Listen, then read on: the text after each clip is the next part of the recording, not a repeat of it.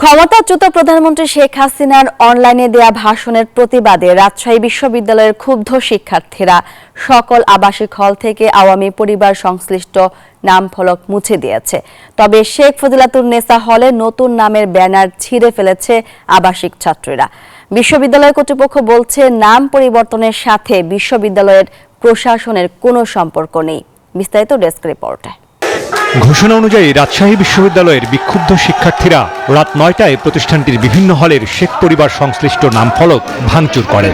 শেখ মুজিব হলের নাম পরিবর্তন করে বিজয় ২৪ রাখে শিক্ষার্থীরা। এছাড়া শেখ ফজিলাতুন্নেসা হল, শেখ হাসিনা হল, AHM কামরুজ্জামান হল ও শেখ রাসেল হলের নামফলক ভাঙচুর করা হয়। তবে শেখ ফজিলাতুন্নেসা হলের নাম পরিবর্তনে বাধা দেয় হলটির আবাসিক ছাত্রীরা।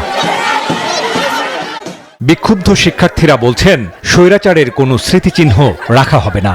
রাজশাহী বিশ্ববিদ্যালয়ে যতগুলো আপনার ফেসিবাদের চিহ্ন রয়েছে, যেমন বঙ্গবন্ধু হল থেকে শুরু করে আপনার ফজিলাতুন্নেসা, তারপরে আপনার কামরুজ্জামান সহ আরও বেশ কয়েকটি জায়গায় সেগুলোর নামফলক পরিবর্তন ভেঙে হচ্ছে নতুন নামফলক দিয়েছে।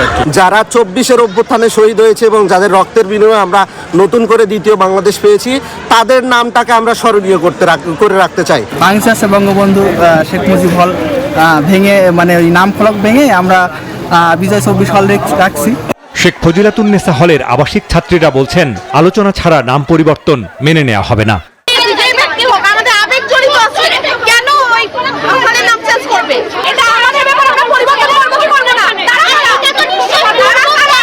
বিশ্ববিদ্যালয় প্রশাসন জানিয়েছে, নাম পরিবর্তনের সাথে বিশ্ববিদ্যালয় কর্তৃপক্ষের কোনো সম্পর্ক নেই। স্টুডেন্ট মুভমেন্ট তারই অংশ হিসেবে তারা এই নামগুলো মুছে ফেলতে চায়, সেটা তাদের ব্যাপার। আমাদের সিদ্ধান্ত যখন আমরা বলবো, আমাদের যখন সিন্ডিকেট সিদ্ধান্ত হবে, যখন আমাদের যে বডি আছে সেই বডিগুলোতে যখন সিদ্ধান্ত হবে কোন হলের নাম কি হবে, সেটা তখন আমরা বলতে পারি। এই সিচুয়েশনে আমরা কোনো এই নাম পরিবর্তন নিয়ে আমাদের কোনো মন্তব্য নেই। বিক্ষুব্ধ শিক্ষার্থীরা বলছেন, শেখ হাসিনা সরকারের কোনো স্মৃতিচিহ্ন রাখতে চান না ছাত্র জনতা। দ্রুত এসব নাম পরিবর্তনের দাবিও জানান তারা।